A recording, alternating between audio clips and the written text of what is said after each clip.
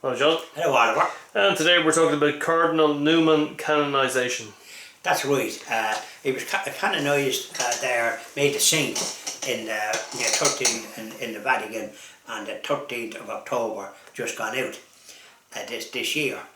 And Prince Charles was leading the British delegation, a high-level delegation to the Vatican. As a matter of fact, he saw there where he had a private meeting with Pope Francis. So high delegation, and this government here in this country was sending nobody. But the Irish Catholic highlighted the fact that Cardinal Newman started a University College Dublin here in the 1850s. He was here for 6 years, and there's the University Church there, which he started up there in Stephen's Green in Dublin, and lovely church. So here we are. They were sending nobody, but they were shamed into it. So they sent a fellow called McHugh, Minister for Education, I think, or whatever it is, and then the Vice Chancellor or Vice something of UCD at the last minute. The canonization was on the Sunday, and I think they announced this on the Wednesday of before the 13th. So there would have been at the bottom of the list when they went to the Vatican, if they got even reported at all that they were there.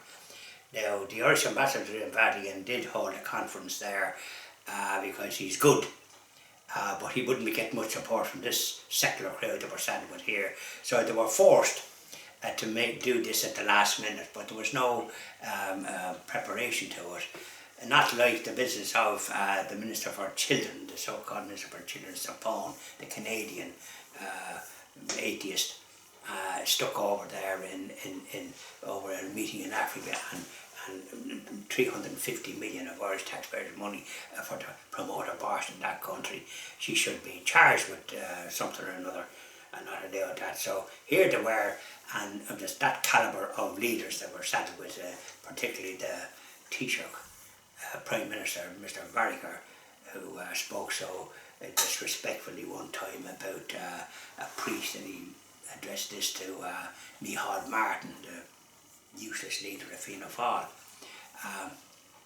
addressed and said that he reminded him of a parish priest saying mass and then abusing altar boys behind the altar. He had to apologise for that, but he said it, so you can see what this agenda, this man takes. He's called Leo, but did he ever get a Catholic upbringing or a Christian upbringing? Because he's not practicing any of those qualities.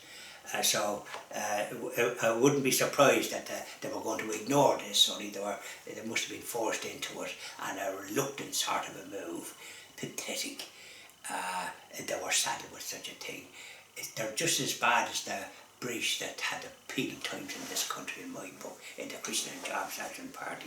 And I want to be up in the pulpit saying this, and not just talking to the wall or talking to perhaps only a few like-minded people.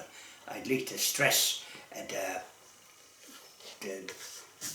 diabolical nature of this government that couldn't see fit for a cardinal that started the university business for Catholics in this country when they were persecuted up to 1829 when the famous Kerry Daniel O'Connell comes to the rescue with Catholic emancipation, and he got it for this country and also for Britain because they got it at the same time.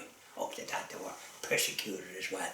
So here we are, we've got our own persecutors here that are criticising the Catholic faith as this Mr. Varricker did. I had to apologise, but the harm was done. I don't know why he was ever christened Leo, because that's a Christian name. That's it. Thank you very much, John. Thank you very much, Oliver.